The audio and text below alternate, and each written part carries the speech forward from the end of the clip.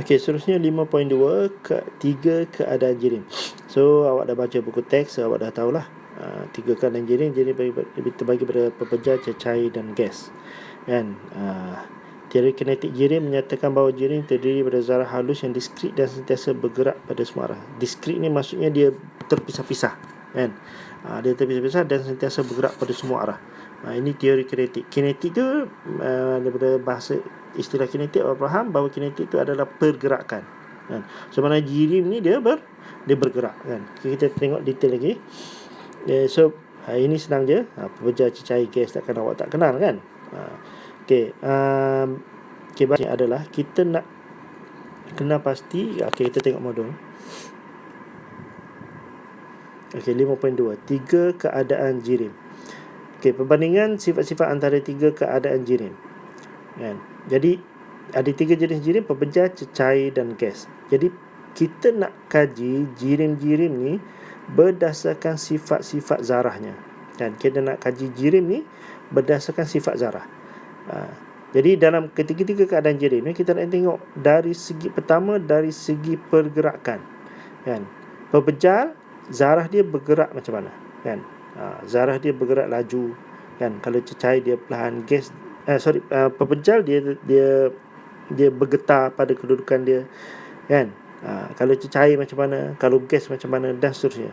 Kita nak kena pasti dari segi pergerakan zarah, dari segi susunan zarah, dari segi ruang. Jadi ingat tiga benda ni, bila kita nak bandingkan sifat-sifat antara tiga keadaan jirim, kita bandingkan dari segi pergerakan zarah, kita bandingkan dari segi susunan zarah, kita bandingkan dari segi ruang dalam pada zarah, kan? Kalau tengok dalam buku teks, kan, kalau pepejar, pergerakan zarah, dia bergetar pada kedudukan tetap. Kalau cecair, dia bebas bergerak, menggelonsor dan berlanggar satu sama lain.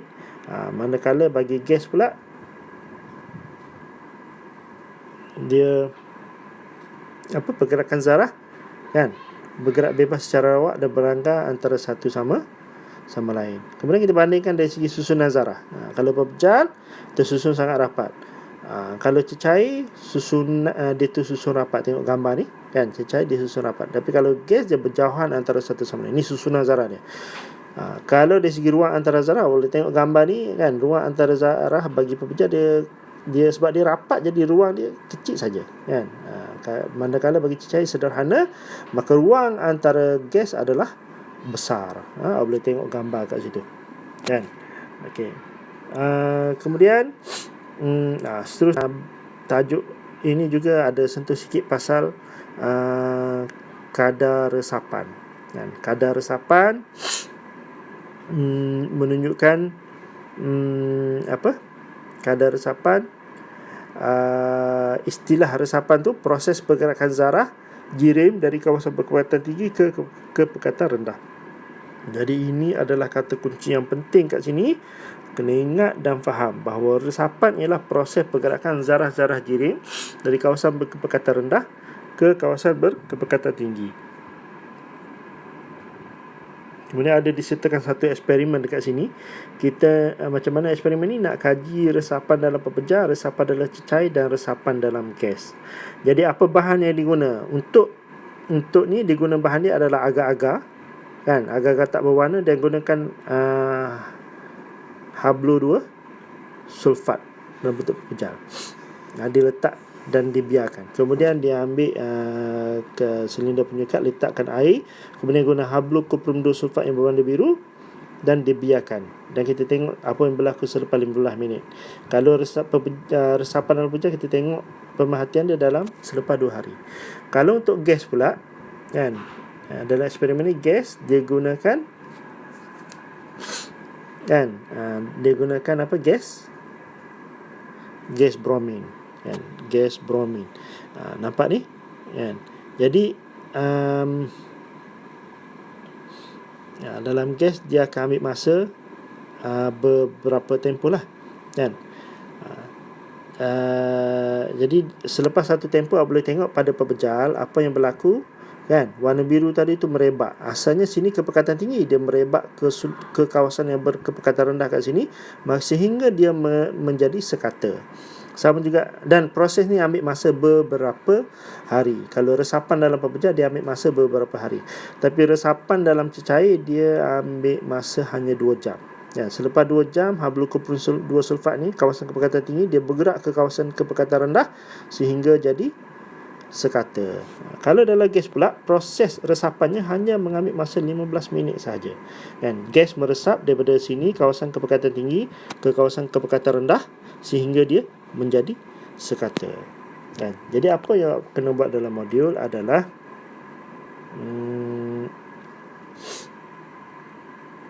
tengok sini. So perbandingan antara jirim tadi awak isilah dalam ruang yang 5.2 perbandingan sifat antara 3 keadaan jirim. Kemudian kadar resapan, kan, istilah ni penting. So kata kunci dia saya telah gariskan, awak kena kenal pasti kata kunci. Jadi apa dia jawapannya? Resapan ialah proses pergerakan zarah dari kawasan berkepekatan tinggi ke kawasan berkepekatan rendah. So ingat konsep resapan. Ini adalah konsep resapan. Saya ulang sekali lagi, resapan ialah proses pergerakan zarah dari kawasan berkepekatan tinggi ke kawasan berkepekatan rendah. Kan? Jadi eksperimen tu dibincang dalam ni, kan, bahan yang diguna, pepejal diguna apa? Agar-agar agar-agar tadi tu, kan, gas dan sebagainya.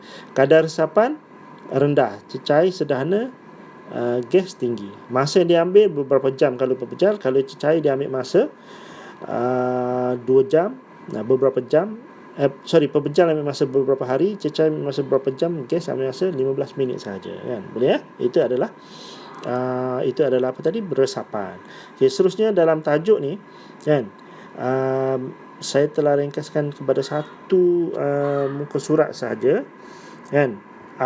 Benda-benda penting yang awak kena faham tentang kesan haba ke atas jirim. Tadi 3 keadaan jirim, kan, pepejal cair gas. Sekarang bagaimana kesan haba ke atas jirim. Jadi untuk awak lebih faham,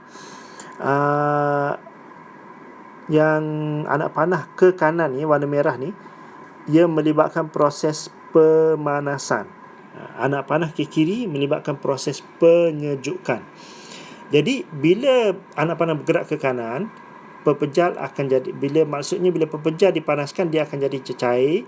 Bila cecair dipanaskan dia akan jadi gas. Ada kadang-kadang tu bila pepejal dipanaskan dia akan terus jadi gas. Jadi apa nama proses pepejal terus kepada gas tu, awak kena pasti. Pepejal kepada cair, proses apa? Peleburan, kan. Tulis kat situ peleburan dan seterusnya. Proses ke arah kiri warna biru ni dia menunjukkan proses penyejukan dan dia ada nama prosesnya, awak isi dalam kotak. Okey, sekarang kita nak bincang kesan haba ke atas jirim. So saya dah ringkaskan penerangan dalam buku teks, dia padat, dia terang dengan detail. Jadi dia punya intipatinya awak kena ingat 5 perkara saja, kan. Bila proses pemanasan jirim, dia akan melibatkan perubahan terhadap 5 perkara. Contoh, bila pepejal dipanaskan, dia akan menjadi cair, mengalami proses peleburan. Sepanjang proses peleburan berlaku, ada 5 perkara berubah. Yang pertama, haba. Tengok tu, apa dia? Bila ke kanan, haba akan meningkat. Sebab apa? Dia dipanaskan, haba meningkat. Lepas tu apa berlaku pada tenaga kinetik? Tenaga kinetik meningkat. Apa maksud tenaga kinetik meningkat? Zarah tu dia bergerak laju, kan. Yang kedua, pergerakan zarah. Saya ulang balik, haba meningkat, tenaga kinetik meningkat, pergerakan zarah semakin laju, jarak antara zarah semakin jauh. Sebab apa? Bila jadi cecair, jarak antara zarah semakin jauh, dan susunan zarah, kan, jadi semakin kurang rapat. Kalau pepejal dia rapat, kalau cecair dia sederhana, kan. Begitu juga proses penyejukan, haba semakin berkurang, tenaga kinetik semakin rendah, pergerakan zarah semakin perlahan dan seterusnya, kan. So ini intipati kepada apa yang berlaku kepada zarah apabila ditindakkan dengan haba. Jadi kalau dalam exam awak kena, ini adalah dia punya kata kunci dia punya ringkasan intipati dia. So bila dalam exam, bila diminta buat penerangan dalam jawapan, awak hurailah dengan perkataan sendiri tanpa meninggalkan kelima poin penting ini. Boleh ya? Okey. Tapi ada 2, okey, itu jelas. Kemudian ada 2 perkara ada dua perkara yang ada pada yang perlu kita take note dalam bahagian ini. Dan dua perkara penting. Tadi kita bincang pasal 5 perkara apa berlaku pada haba, kinetik, pergerakan zarah, jarak antara zarah dan susunan zarah. Okey, sebenarnya bagi jisim, sebenarnya jisim ada kita kena pasti apa berlaku pada jisim sepanjang proses tidakkan haba kepada jirim ni, kan? Okey, kita tengok ketika pemanasan atau penyejukan, untuk pengetahuan awak, jisim ni dia kekal dan tidak berubah, kan? Bila pembejar pergi pada cecair, jisim dia sama. Cecair pergi pada gas, jisim dia pun kekal, tidak berubah. Faham? Kalau pembejar pergi pada cecair, haba berubah, tenaga kinetik berubah, pergerakan zarah berubah, jarak antara zarah berubah, susunan zarah berubah, tapi jisim dia tak berubah, kan? Begitu juga cecair pada gas pada cecair pada pembejar, kan? Okay, satu lagi awak kena pasti adalah suhu. Ketika pemanasan, suhu meningkat. Okey, faham ya? Ini senanglah faham. Bila pembejar jadi pada cecair, suhu meningkat. Cecair jadi tukar pada gas, dia makin meningkat, kan? Sebaliknya, bila penyejukan pula, gas tukar pada cair jadi pembejar, suhu semakin menurun, kan? Tetapi satu benda lagi awak kena take note, ini penting sangat.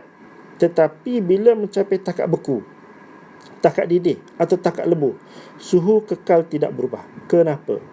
Kan? Mula-mula, okey, kita tengok buku teks.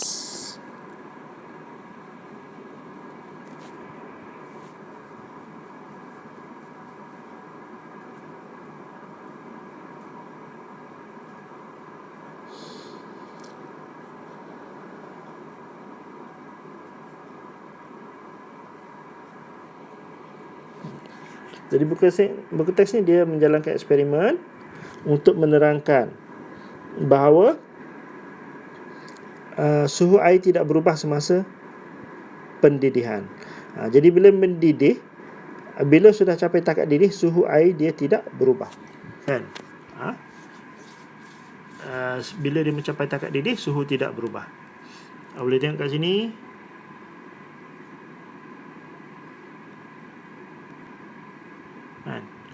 Tengok bahagian pendidihan ni.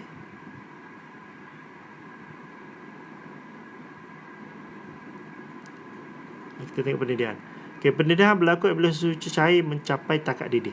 So, bila mencapai takak didih, apa yang berlaku? Cecair tu dia menyerap haba, kan? Dia menyerap haba. Jadi haba yang digunakan tu digunakan untuk mengatasi daya tarikan antara zarah-zarah cecair. Sebab itulah takak didih dia tidak sebab itulah dia punya suhu dia tidak berubah, kan? Okey, so boleh tulis dalam modul tu lah. Kemudian